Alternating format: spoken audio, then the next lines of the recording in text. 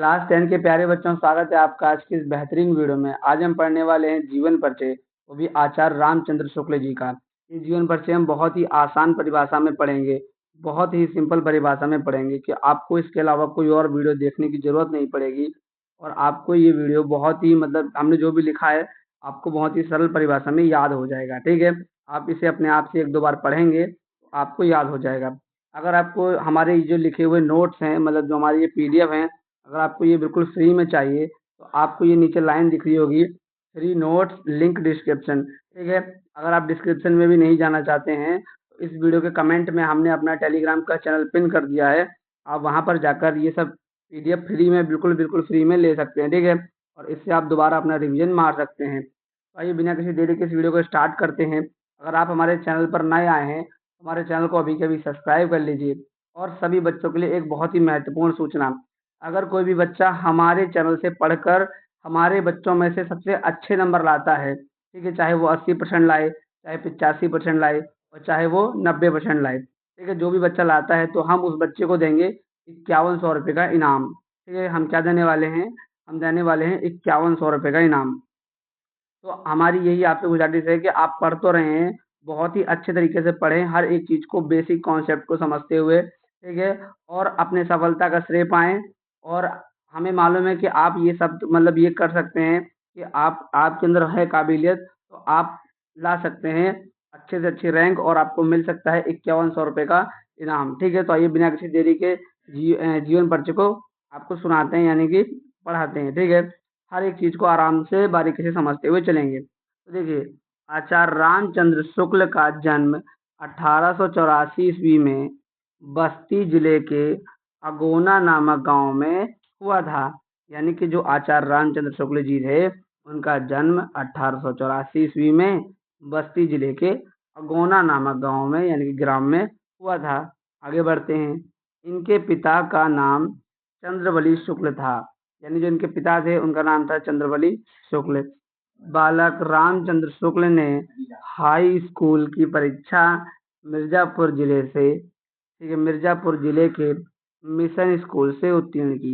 यानी कि जो आचार्य रामचंद्र शुक्ल जी थे, उन्होंने हाई स्कूल की जो परीक्षा है वो मिर्जापुर जिले के मिशन स्कूल से क्या की, उत्तीर्ण की। आगे बढ़ते हैं। गणित में कमजोर होने के कारण, यानी कि ये गणित में क्या थे, बहुत ही ज्यादा कमजोर थे। तो गणित में कमजोर होने के कारण उनकी शिक्षा आगे बढ़ सकी, मतलब नहीं बढ़ सकी, सॉरी। क्या हुआ कि गणित में कमजोर होने के कारण उनकी शिक्षा आगे नहीं बढ़ सकी। इंटर की परीक्षा के लिए कायस्थ है, ठीक है, मतलब इंटर की परीक्षा के लिए कायस्थ पाठशाला, आगे बढ़ते हैं, इलाहाबाद में प्रवेश लिया। किंतु अंतिम वर्ष की परीक्षा से पूर्व भी, ठीक है, विद्यालय छूट गया। यानी कि जो इनकी अंतिम वर्ष की परीक्षा थी उससे पूर्व ही क्या हुआ, इनका विद्यालय छूट गया। इन्होंने मिर्जापुर के न्यायालय में नौकरी कर ली। यानी कि इन्होंने क्या किया कि मिर्जापुर के न्यायालय में नौकरी कर ली, किंतु स्वभाव अनुकूल ना होने के कारण, यानी कि जो इनका स्वभाव था वो ठंडे दिमाग का नहीं था। ठीक है, यानी कि इनका स्वभाव थोड़ा सा गर्म दिमाग का था, तो अनुकूल ना होने के कारण छोड़ दी।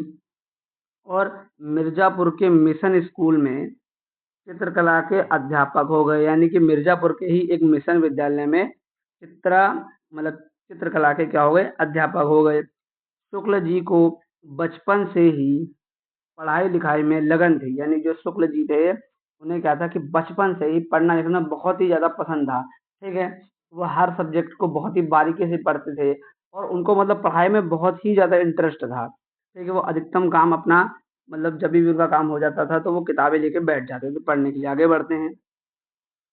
उन्होंने घर पर ही हिंदी, अंग्रेजी, संस्कृत, उर्दू, फारसी आदि कई भाषाओं का अच्छा ज्ञान प्राप्त कर लिया। अब आप देखिए, अब आज के समय में अगर किसी बच्चे को कुछ सीखना है तो वो कोचिंग लगवाता है। ठीक है, अब इधर देखिए उन्होंने क्या किया, उन्होंने घर पर ही हिंदी, चलो हिंदी आप सीख गए, ठीक है, अब अंग्रेजी, अब आप देखिए लोग कितने महंगे महंगे कोर्स करते हैं, संस्कृत, उर्दू, फारसी आदि, यानी कि और भी भाषाओं का बहुत ही अच्छा ज्ञान प्राप्त कर लिया। ठीक है, किया, यानी कि कई आदि भाषाओं का अच्छा ज्ञान प्राप्त किया। साहित्य की सेवा करते हुए, यानी कि साहित्य में सेवा करते हुए सन 1941 ईस्वी में हृदय गति रुक जाने के कारण उनकी मृत्यु हो गई। ठीक है, यानी कि उनकी मृत्यु कब हुई है? 1941 में। ये आपको याद करने वाली डेट है। इस कारण हुई है, हृदय गति रुक जाने के कारण उनकी मृत्यु हो गई। आगे बढ़ते हैं। ठीक है, अब है आपकी रचनाएं। तो बस आपको इतना लिख देना है, इतने का आपको मिलेगा 3 नंबर। ठीक है, आपको पूरे जीवन परिचय का मिलता है 5 नंबर, तो सिर्फ पैराग्राफ लिखने का मिलता है 3 नंबर, और ये रचनाएं लिखने का क्या है, कितना मिलता है? 2 नंबर। ठीक है, तो उनकी रचनाएं 2 पूछता है, हम आपके लिए 3 लिख के लाए हैं। पहला है आपका चिंतामणि। क्या है? चिंतामणि। दूसरी रचना है रस मीमांसा। क्या है? रस मीमांसा। और आपकी तीसरी रचना है त्रिवेणी। ठीक है, तो मैं आशा करता हूँ कि आपको ये पसंद आया होगा। आपको ये फ्री नोट्स चाहिए तो आप हमारे कमेंट में लिंक है, आप जाकर वहाँ ले सकते हैं। मिलते हैं अगली वीडियो में।